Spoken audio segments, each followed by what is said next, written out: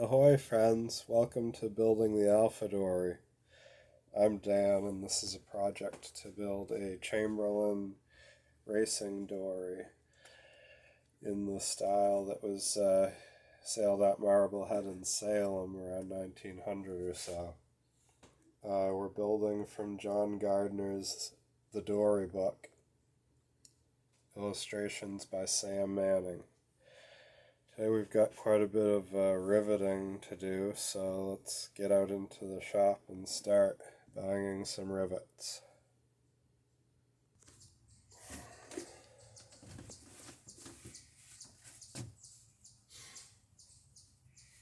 So I've marked the rivet spacing with a stick that I've got that has notches for each rivet.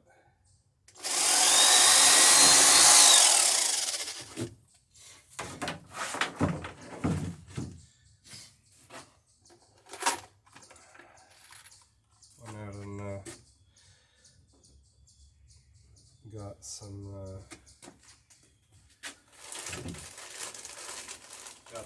rivets this morning because the ones I had were going to be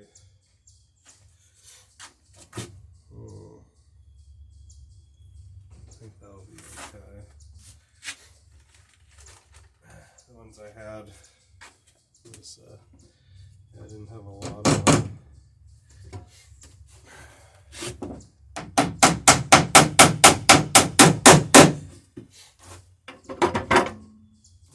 Sounds like we're riveting. Excellent. Would you have 2 or 3 good sized potatoes I could borrow? Not right now, but later. Alright, so yeah, looks like these new nails are maybe a little bit of a gauge heavier than the nails I was using. So we'll see what we end up doing with it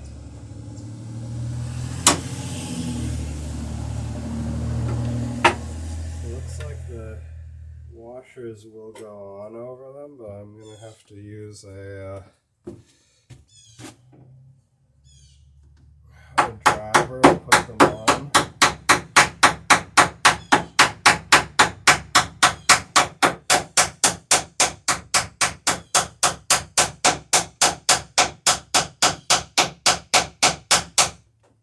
So, yeah, I mean, it looks like it may actually work out okay.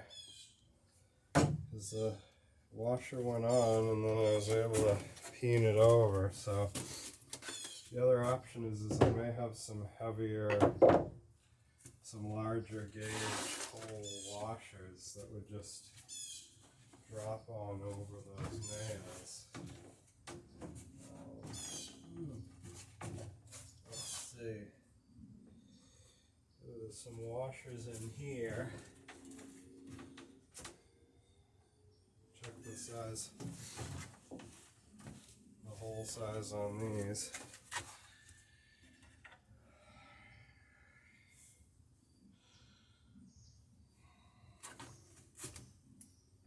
Yeah, these look like they might be a little larger. Maybe. Yeah, maybe they're the same.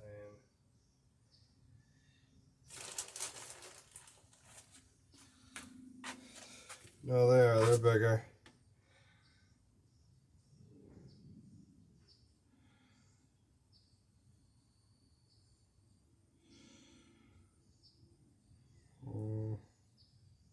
Maybe bigger. Well, I'll try one of these on the next nail.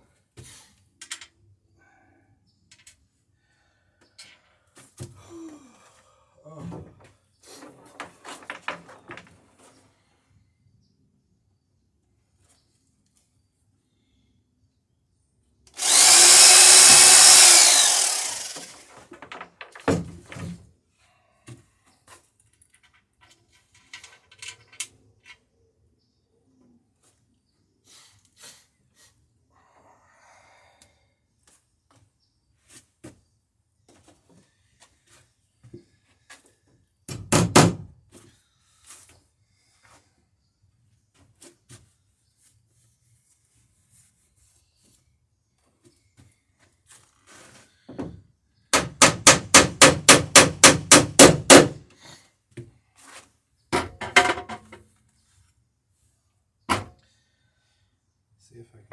to go on.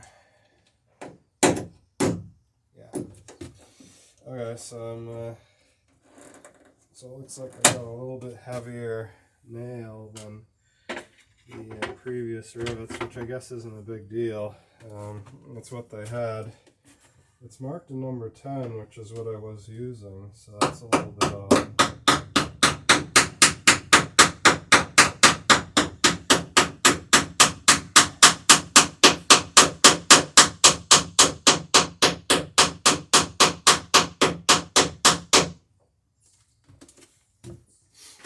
Anyway, yeah, they're going on there good. Let's see what these are marked. Number 10 copper bars, yeah, so well, it makes sense that these ones are working, so I wonder if the other ones are number 8s or something. That's what we thought. Yeah, so number 10s are definitely more than enough to fasten these laps with. So we'll just keep on keeping on. That's what we got to work with. And you know, the outward appearance is the same, the head size and whatnot. So it's just a little bit heavier gauge nail apparently.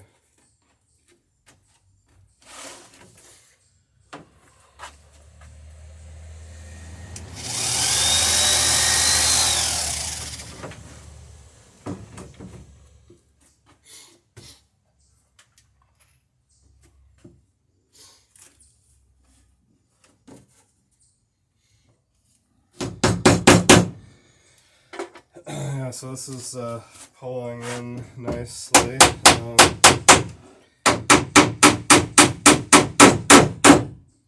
The thin plank up here, where it's just nailed in at the stem, and the next point of contact is down here at this frame. The thin part of the plank was sort of springing a lot more, so it was pulling away from the plank below it. And these rivets are just pulling it in nice and tight, so that's good.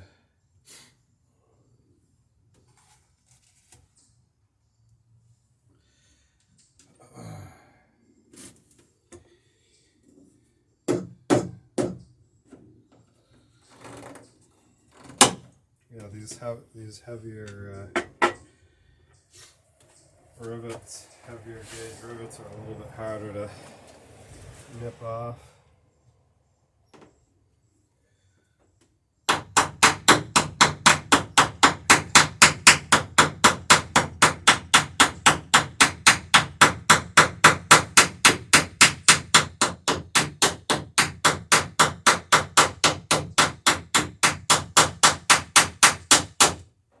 But then the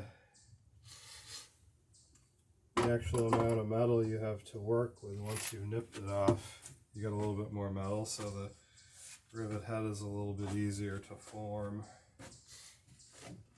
Got more material to play with, more copper to move around. So they're a little more forgiving as far as shaping the rivet head.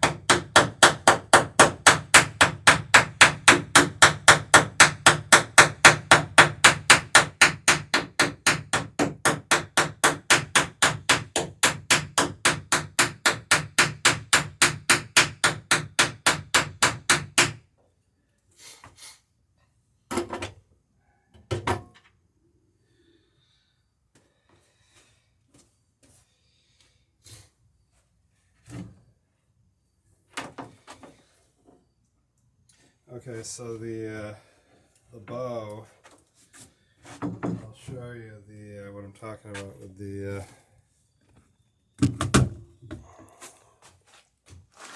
so you can see how there's a tiny little space there, whereas on this side there's a good size space. So the side I'm doing now was like this, up until I put the rivets in. So so now I've pretty much pulled the gap out of that plank with the rivets that I've put in so far. So at this point, now that I've taken the gap out of it, now I can just run along and pre-drill the holes. It's a little bit hard pre-drilling with the gap because when the two pieces of wood come in, there may be a tiny bit of movement this way. And also if you get the drill off center between the one piece of wood and the other, it'll kind of screw it up that way too. So I just like to kind of get it in tight before I go and drill all the holes.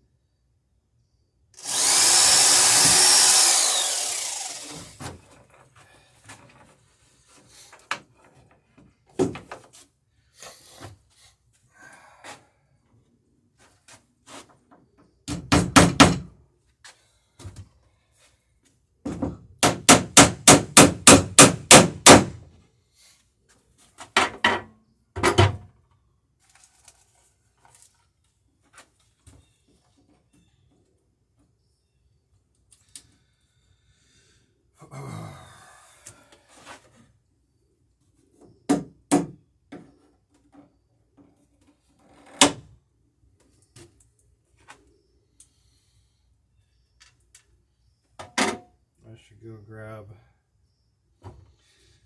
my can of copper.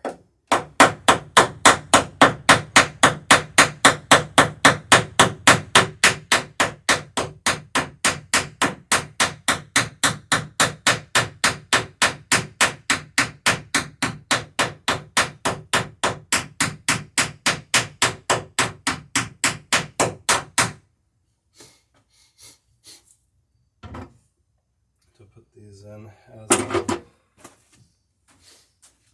them off, otherwise I'll just start losing them all over the place.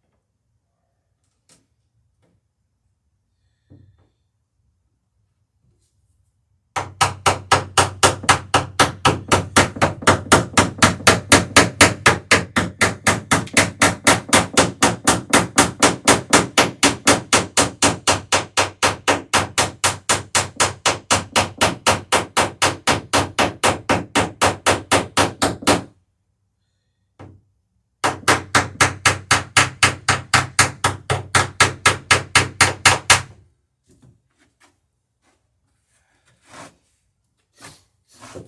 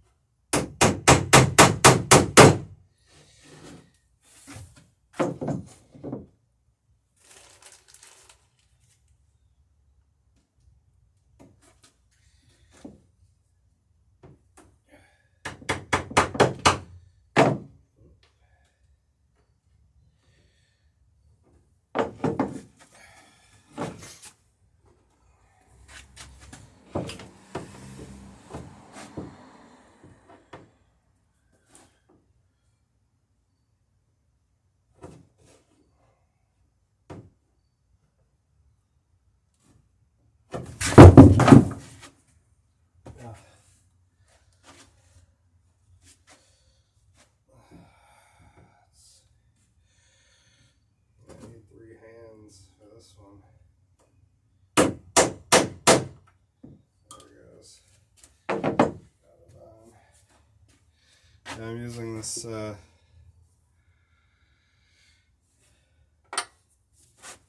tube to drive on the tight rivet.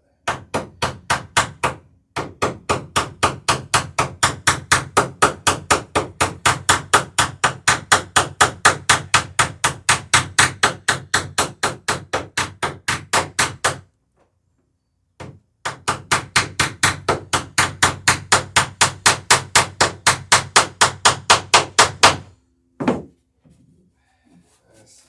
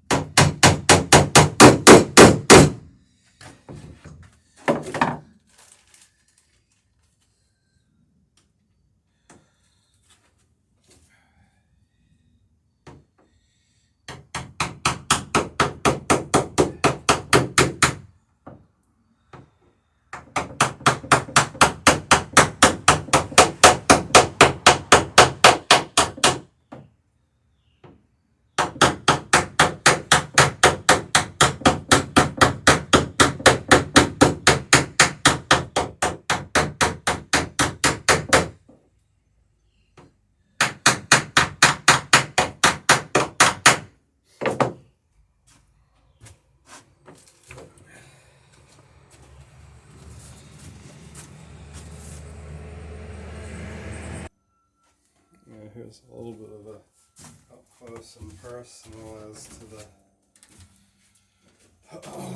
riveting process.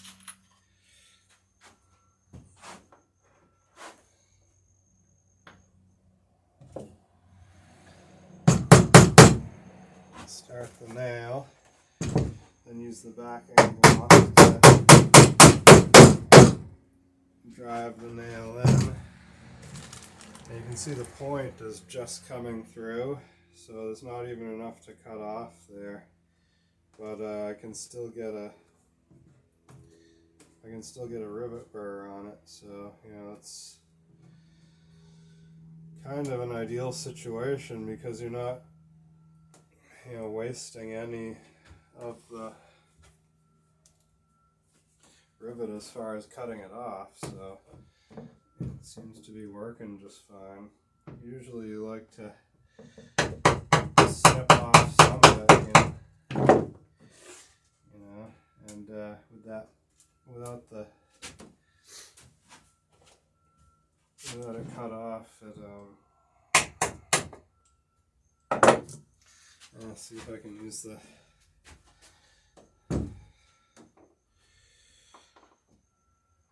see if I can get a couple hits on there. That's got it on there good.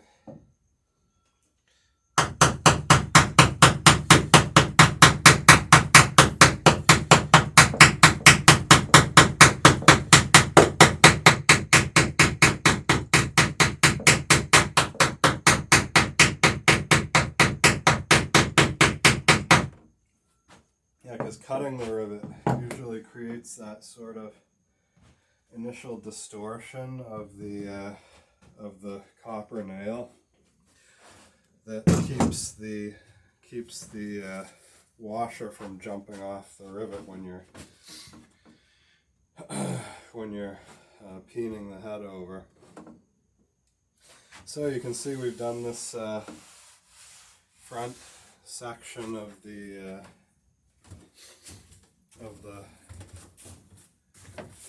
hull, this bow section, and yeah, working our way aft. Go along this side, then we'll do this other side, and then we'll be ready to put another plank on. It's much easier to rivet the planks as you go than to put all the planks on and then try and reach into the boat to rivet. So you want to rivet each plank as it goes on.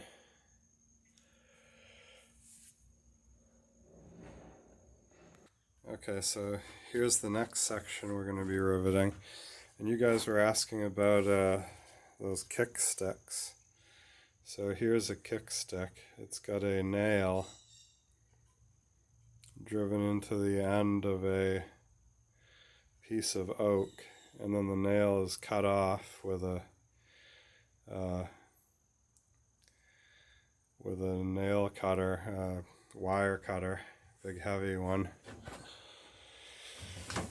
lot cutter, whatever you want to call it. And so the other end is just a flat. This one I've chamfered the corners a little bit to keep them from digging into the plank. But then you take the end with the nail, put it against the floor, and take the other end and push it up against the plank and sort of wedge it in place. And you can kick the bottom into place, but I usually just I like to position the bottom and then sort of ease it into the plank like that. And you see it just took up the gap that was in this between the number 1 plank and the number 2. Now you could just use a clamp to do that, but you need a big clamp. Like this clamp here isn't big enough. Right? And this is a pretty good size, nice big clamp, which would be kind of a pricey item. And if you needed 3 or 4 or 5 of those, that's a fairly big outlay of cash. Whereas a oak stick with a nail in the end cut off is a pretty cheap solution to achieve the same end. So that'll push the plank in so that when I'm drilling these nails, the plank will be in its final position, and the holes will match up as I rivet along. So yeah, that's the next step, and probably something for the next video. Thanks so much for stopping by building the Alpha Dory.